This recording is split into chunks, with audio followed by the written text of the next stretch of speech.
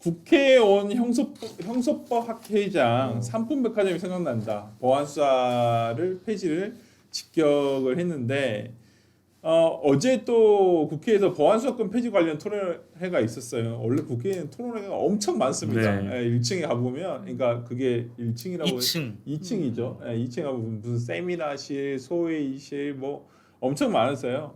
또 대중 다 국민들에게 대부분 공개가 돼 있는 것들이라서 관심 있으신 분들 국회 찾아가시면 되긴 합니다만은 여기 어저께 그래서 보안수사권 폐지 관련 토론회가 있었는데 이근우 형사소송법 학회장이 이번 사태에 대해서 삼풍백화점이 생각난다. 왜 그러냐 보니까 이게 진짜 형사사법 체계가 붕괴가 된 건 시간 문제다. 이렇게 얘기를 하고 계시는 거거든요.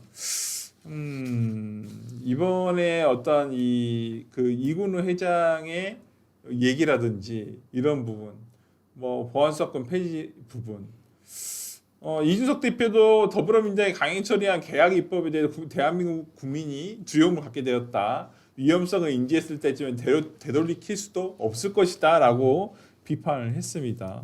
어떤가요, 우리 문 대변인? 이게 되게 안타까운 게 네. 지금 저는 결국에 나중에는 되돌아온다라고 생각을 해요. 이렇게 국민들에게 직접적인 피해를 주는 이런 제도가 네. 저는 유지될 수 없다라고 봅니다. 결국엔 돌아온다고 보는데 네. 그 돌아올 때까지의 피해자들을 어떻게 할 것이냐에 대한 그게 거예요. 문제지. 그러니까 우리가 뭐 과거로 얘기하면 미투 운동 같은 게 있었을 때 그렇죠. 처음에야 뭐 의도가 좋았습니다만 나중에 이게 좀 광풍화되면서 허위 미투 사례들도 굉장히 많았어요. 근데 판례가 워낙 안 좋게 나오다 보니까 그 당시에 억울하게 이제 성범죄를 올린 분들 되게 많았거든요. 네. 그게 또 이제 문제가 되니까 뭐 대법원 판례도 좀 새로 나오고 네. 그래서 이제는 예전보다는 조금 그래도 그렇게 과격하게 하지 않아요. 맞아요. 그렇다고 해서 그 과정 동안 억울하게 성범죄자로 몰렸던 분들이 이 사안이 되돌아오지는 않거든요. 그러니까 결국에 보안수사권은 결국 전 되돌아올 거라고 봅니다. 네. 그렇게 될 수밖에 없다고 봐요. 근데 그 과정에서 생긴 피해자들을 그분들 하나하나 찾아가지고 이 사례 다시 수사하고 다시 재판하고 이렇게는 될 수가 없어요. 정말 민주당이라고 하는 정치 집단이 완전히 쪼그라들어서 여기들이 본인들의 어떤 정치적 책임을 회피하기 위한 그 방어 논리를 눌러버릴 수 있을 정도로 찌그러들지 않는 이상 결국 이 정치 세력이 본인들의 책임을 회피하기 위해서 그건 끝까지 막을 거란 말이에요. 맞아요. 그러면은 설사 여당이 된다고 해도 다수당이 된다고 해서 그 제도를 되돌릴 수 있어도 그 피해자들을 다 구제하는 것까지 힘들어요. 그건 안 되지. 그래서 그런 분들이 결국에는 시대의 피해자로 남을 확률이 매우 높습니다. 그러니까. 그럼 이 아픔을 민주당이라는 정치 집단 어떻게 책임질 거냐 이거예요. 그러니까 저는 여기에 있어서 지금이라도 민주당이 좀 더 전향적인 태도를 보여주실 거 말고는 네. 답이 없잖아요. 네. 근데 그러지 않을 것이기 때문에 알면서도 당해야 되는 이 상황이 매우 슬픕니다. 개혁신당은 근데 왜 이렇게 늦게 이거 개최한 거예요? 저희는 계속 하고 있었죠. 아니 근데 의원이 찍잖아요. 아니 이거를 이미 통과했는데 좀 빨리 해서 조금 여론전에 동참해 주셨으면 좋았을 텐데. 그러니까. 저희 계속 나는 하고 나는 있었습니다. 바쁩니다. 저희 나는 원내대표가 그래도 법조인이라 이거에 대해서 목소리를 많이 내셨는데 네. 뭐 조그만 당이라 잘 안 들렸나 보다. 예. 그리고 대통령이 국무회의에서 이 법안을 통과시키면서 하신 말씀이 있어요. 내가 형소법 읽어보지는 않았는데 네. 뭐 이런 발언을 하셨어요. 근데 여기에 대해서도 상당히 좀 비판을 많이 하고 있어요. 그러니까 민주당에서는 그냥 자꾸 하나하나를 다 뭐 읽어봤다는 얘기가 아니라 내용은 다 알고 있다. 뭐 이렇게 얘기하고 김승호 의원도 뭐 내용은 대통령이 알고 계실 것이다. 이렇게 얘기를 하고 있는데 우리 이민찬 부위원장 네. 보시기에는 어때요? 황당하죠. 대통령이 여러 의도가 담겨 있을 거예요. 조문 하나하나 읽어보지는 않았겠죠. 저는 서영교 의원이나 민주당 법사위원들도 많은 사람들이 조문 하나하나를 읽어보지 않기 때문에 우리가 이렇게 막 만들어도 된다고 생각을 했을 거예요. 그리고 서영교 의원이 열심히 여론전을 했잖아요. 거기서 가장 크게 큰 소리로 얘기했던 게 다 보안 장치가 마련이 됐다. 그 중에서 하나로 강조했던 게 피해자 국선 변호인 제도였어요. 네. 저는 그 얘기를 듣고 아니 이 제도는 이미 있었는데라는 얘기를 듣고 제가 좀 찾아봤어요. 네. 그러니까 2012년부터 있었더라고요. 있었죠.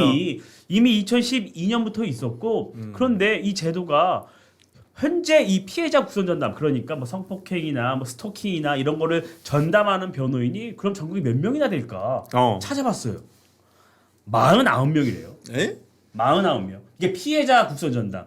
그러니까 그렇죠, 전체 그렇죠, 국선 전담 그렇죠. 말고 네. 이렇게 성폭력이나 스토킹, 네. 아동 이들에 대해서 아예 전담하는 피해자 국선 전담 제도가 있었는데 현재 전국에 49명밖에 없대요. 그리고 지난해에 이미 윤석열 정부에서 또 채용 공고를 냈었어요. 근데 한 명밖에 늘질 않았어요. 한 분밖에 늘지 않았고, 예, 늘지 않았기 때문에 그럼 이거를 얼마나 확대를 해서 실효성을 갖출 것이냐에 대한 질문이 들어갈 수밖에 없어요. 그러네. 그리고 윤석열 정부의 국정 과제에서도 네. 이미 성폭행, 스토킹, 아동 이 범죄에 대해서는 피해자 보호를 강화해야 하기 때문에 피해자 국선 전담 변호인 제도를 네. 강화하겠다는 제도를 국정 과제로 이미 추진을 하고 있었어요. 그러니까 저는 이게 이분들 법무부나 이 민주당 이 법사위원들도 모르지 않았을 거예요. 그런데 이 부분에 대해서 장윤기 사건 이런 것들 때문에 너무 논란이 되니까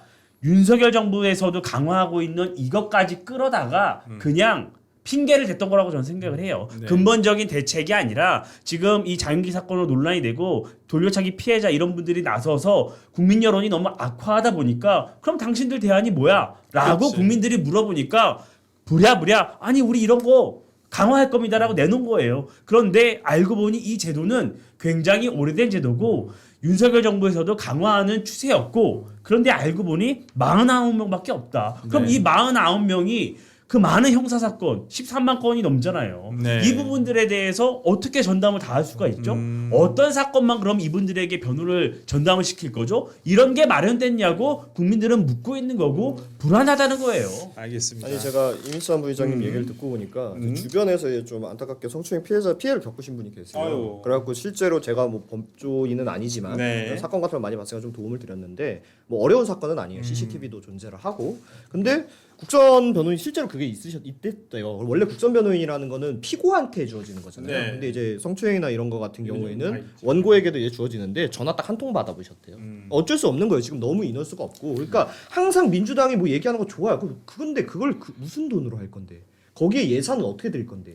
기존에 잘 되던 걸 굳이 망가뜨려 가지고 더 돈이 들고 더 어렵고 더 무작용이 많은 제도를 만들겠다고 하는 게 맞아요. 도대체 누구를 위한 거냐라고 항상 되묻고 싶습니다. 아니 이재명 대통령이 국무회의에서 이걸 의결하면서 네. 뭐라고 했냐면 형사소송법 개정이 사법 정상화의 첫 출발이다 이렇게 이야기를 했습니다. 내용을 안 읽어봤으면 대체 뭘 보고 사법 정상화의 첫 출발이라고 이야기한 겁니까? 네. 좀 그렇기 때문에 이게 말이 안 된다는 거예요. 그러니까 김승원 의원 같은 분이 내용을 알고 계실 것이다 이 얘기를 한 거 뭐냐면 네. 이재명 대통령이 어찌되었든 후속 입법을 좀 빨리 해달라라는 당부로 보는 분들이 있는 것 같고 그게 아니라 이재명 대통령이 정말 안 읽어봤다라고 보는 분들도 계시는 것 같은데 저는 그 무엇이 됐든 문제라고 봅니다. 네. 정말 안 읽어봤으면 그동안에 국회를 통과해서 정부로 넘어온 법률안들 모든 것들이 다 요식행위로 통과된 거 아니겠습니까? 네. 요식행위로 지금 그 국무회의 의결을 통해서 공표가 된 거예요. 그럼 그동안의 법안들도 제대로 살펴보지 않은 대통령의 책임이 있는 것이고 네. 특히 형사소송법 이 문제는 국민적인 관심이 지대했던 사안입니다. 국민적인 관심이 큰 만큼 대통령으로서 면밀히 따져보고 이것을 고려한 다음에 공표를 했었어야 되는 거 아니겠습니까? 네. 근데 거의 넘어오자마자 바로 통과를 시켜버렸어요. 저는 이거 자체도 문제라고 봅니다. 그러고 나서 만약에 후속 입법을 제대로 해달라는 당부다. 그렇게 보면 더 문제죠. 후속 입법을 좀 190여 개를 처리를 해야 되는 상황입니다. 그러니까요. 190여 개를 처리하기 전에 애시당초 이 형사소송법을 개정할 적에 정말 심사숙고한 법안을 만들어서 그것을 통과시켰으면 이러한 혼란이 없었을 거 아니겠습니까? 그러니까 이러나 저러나 대통령으로서 굉장히 무책임한 발언을 저는 하셨다고 봐요. 앞으로는 이러지 마셔야 됩니다. 근데 저는 사실 좀 더 심각하게 보고 있거든요. 왜냐하면 이재명 대통령이 항상 그 메시지를 할 때 의도를 갖고 한단 말이에요. 그렇죠. 근데 이 의도 이 얘기를 왜 했을까라고 지금 저희가 한번 생각을 해봐야 되는 네. 거거든요. 형사법을 안 읽어봤다라고 하는 것 자체가 원래는 그럼 본인이 지금 일을 안 하고 있다라고 실토하는 거나 마찬가지인데 왜 이 타이밍에 이 얘기를 했을까? 결국에 나중에 본인에게 돌아올 어떤 법적 책임을 회피하기 위해서 이런 얘기를 한 게 아닌가라는 좀 합리적인 의심을 하게 되고요. 그리고 지금 서영교 의원 같은 경우에는 그 한 방송에 나와가지고 뭐 킥스 시스템이 어쩌고저쩌고 네. 막 이러면서 기자하고 설전을 벌이더라고요. 그래서 마치 그것을 본인들이 이 피해자와 뭐 이번 이 법안에 관련해 가지고 어떤 대안으로 내놓은 것처럼 했는데 그게 사실은 2000년대부터 이미 그렇죠. 있었던 시스템이잖아요. 그렇기 때문에 너무 현실에 대해서 모르고 그냥 지금 당장을 그냥 회피하기 위한 그러니까요. 수단으로 장룡기 모든 사건은 것을 진짜 다 안 올라가네요. 이야기하고 있는 것 같다. 그리고 김승원 의원이 이 얘기를 하면서 네. 대통령은 다 알고 있을 것이다 이런 얘기를 했잖아요. 근데 여기서 어떤 비유를 했냐면 아니 의료 분업 같은 경우에는 결국에는 시행될 때는 그러니까 시행되기 전까지는 굉장히 많은 논란이 있었고 어떤 부작용이 있을 것이다 했지만 결국 시행되고 어땠냐. 지금 다 우리가 그 제도 안에서 잘 적응하면서 살고 있지 않느냐라고 이런 비유를 했는데 저는 그 비유부터가 정말 잘못됐다고 봐요. 지금 이 형사소송법 개정하는 것과 네. 의료분업은 굉장히 다른 것이거든요. 의료분업 자체는 그냥 어떤 복지와 그러니까 그 행정 차원의 그 정책이 바뀐 것이지 이러한 것들이 피해자를 양산하지 않잖아요. 근데 이 형사소송법 자체는 우리가 불편하다고 적응할 수 있는 법안이 아니거든요. 피해자들이 너무 많이, 그러니까 심지어 예상할 수 없는 피해자들도 발생할 수 있는 부분인데 이런 부분에 대해서 지금 너무 민주당이 안일하게 진행을 하고 있는 것 또 같습니다. 저는 걱정인 게 뭐냐면 네. 이제 앞으로 이 보안수사권 폐지로 생기는 피해자분들은 암수 피해자가 됩니다. 그러니까 음. 왜냐하면 이 장룡기 사건 지금 피해자분께서 김준지 씨가 목소리를 내고 계시잖아요. 네. 근데 이분이 목소리를 낼 수 있는 정당성이 어디서 오느냐? 본인이 제대로 수사받지 못했다가 보안수사권으로 제대로 수사를 받아서 본인의 더 많은 피해가 있었다는 게 밝혀졌기 때문에 목소리를 낼 수 있는 거예요. 근데 이제 앞으로는 경찰이 그냥 덮어버리면 끝이거든요.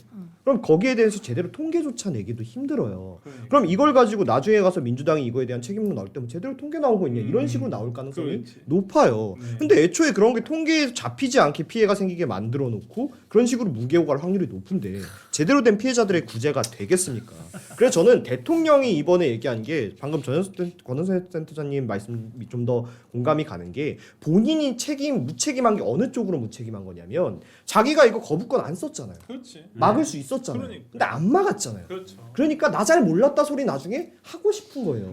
그런데 또 아예 몰랐다라고 얘기해 버리면은 또 그냥 그럼 너 민주당 그냥 밀어준 거 아니냐 하니까 그 뒤에 또 말은 또 줄줄 붙여요. 안 읽어봤으면 그렇게 말을 붙일 수가 없죠. 진짜. 그러니까 나는 요쪽 책임도 지기 싫고 이쪽 책임도 지기 싫고 민주당 강성당원들한테도 욕먹기 싫고 국민들한테도 욕먹기 싫고 이런 아주 정말 유치한 그 마음의 발로가 나타난 그러니까. 멘트였다라고 생각합니다. 네.